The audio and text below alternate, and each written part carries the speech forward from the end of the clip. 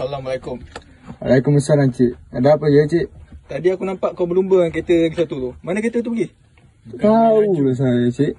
Kau main laju lagi. Ni bekal?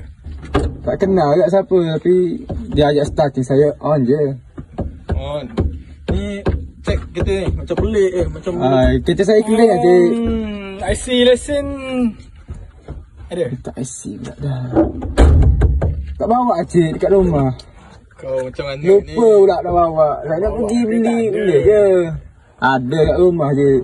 Ni saman banyak ni. Aku rasa kau kereta ni rotek semua mati ni. Alah je, cek-cek je.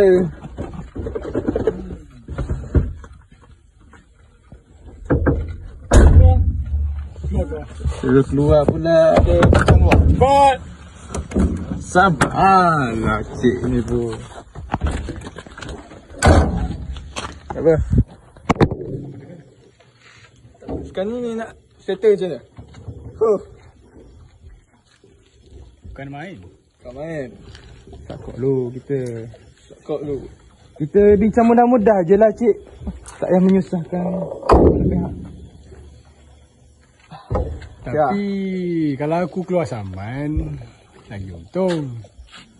Tapi malam-malam ni mesti cik malah ya, malam-malam. Tak payah kita kira boleh minum ke makan-makan. Okey tak? Berapa kau ada? Tak banyak, tak sikit. Tapi mampu. Dah cepat ha. Ni warning tau. Last.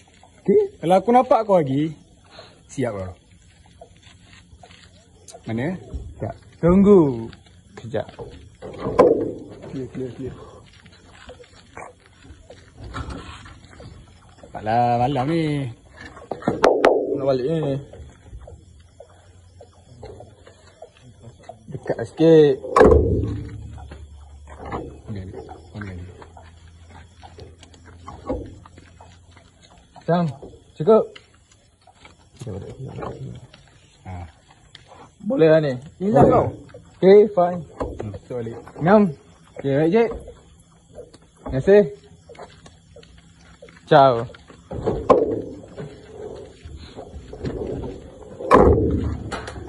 Dah.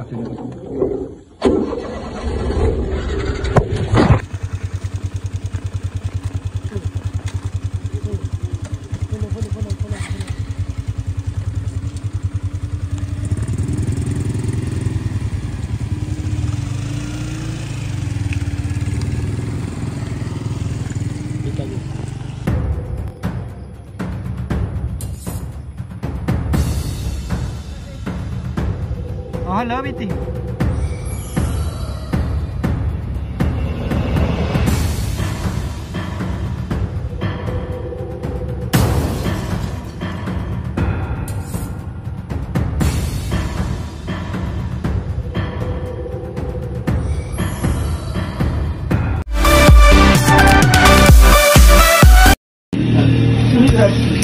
Assalamualaikum. Waalaikumsalam. Pakcik, Oh ya. saya nak tanya, kan reaksi pakcik kelih video pasal rasuah tadi, korupsi halus ni.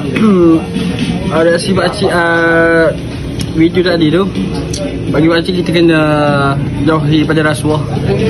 Sebab rasuah ni bahaya kepada semua orang kaki tangan pekerjaan. Boleh merosakkan negara kita. Lagi satu pakcik rasa baguslah video ni untuk memberikan kesedaran kepada semua pihak tentang kepentingannya kita ni amanah dalam bekerja ataupun apa tindakan. Okey, itu je bagi pakcik. Ya. Assalamualaikum bang. Ya. Mana reaksi abang ada tengok video korupsi halus pasal rasuah? Oh, sedap video tu, tapi video tu saya sangat suka sebab banyak pengajaran yang kita terima dalam video tu. Jadi janganlah ambil rasuah di situ. Okey?